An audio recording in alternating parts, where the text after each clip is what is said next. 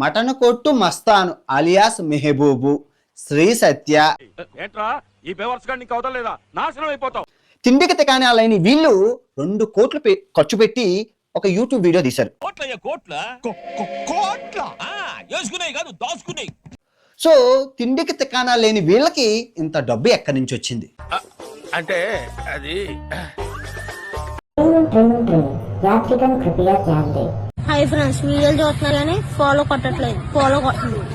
అరే మెహబూబ్ నీకే చెప్తున్నాను, నామ్ బేషానా నా కొడక నీకే చెప్తాను, జాగ్రత్తగా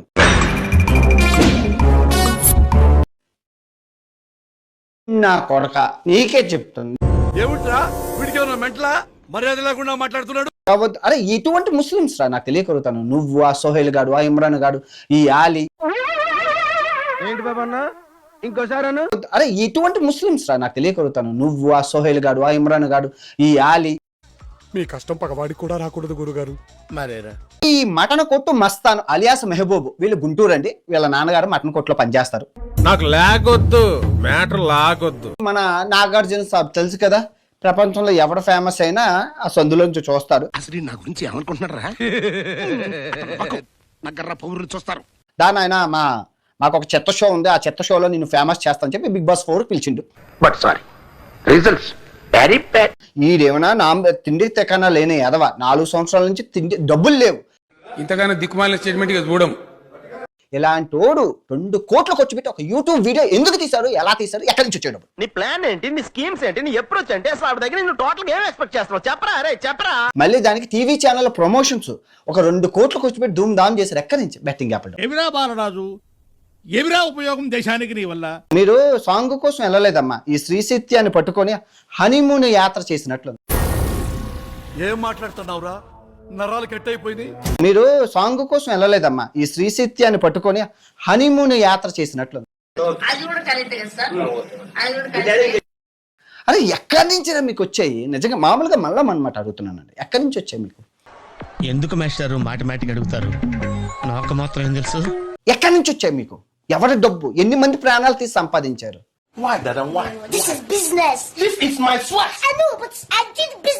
మటన్ కొట్టులో మీ నాన్న పనిచేస్తున్నట్లు నువ్వు పనిచేసుకొని ఆ ఉటకాయలో ఏవో అమ్ముకుంటే డబ్బులే వస్తాయి కదా. మందిని నాశనం చేసి సంపాదించి నీ ముఖంకి నువ్వు హీరో అని నువ్వేమైనా అనుకున్నావా?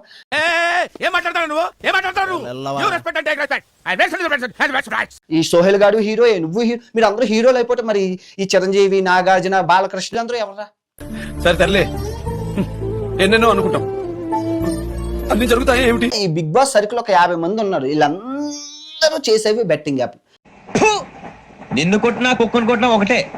4 సంవత్సరాలు 5 సంవత్సరాల నుంచి తిండికి తెక్కనలేదు నా కొడుకులు. అమ్మ శ్వేతానాయుడు, నీకు ఒక ఇండిపెండెంట్ ఉమెన్ అంటే బెట్టింగ్లు చేసుకొని మందిని నాశనం చేసుకొని ప్రొఫెషనల్ ఎథిక్స్. ఒక ఆడది బెట్టింగ్ యాప్లు చేసుకుంటూ మందిని నాశనం చేసి ఇండిపెండెంట్ ఉమెన్ అంటే ఇదే. అంటే విల్ డిస్కస్ ఇట్ లేటర్, తర్వాత మాట్లాడదాం. సరే. అరే అరే ఈ పాకిస్తాన్కి డబ్బులు కావాలి.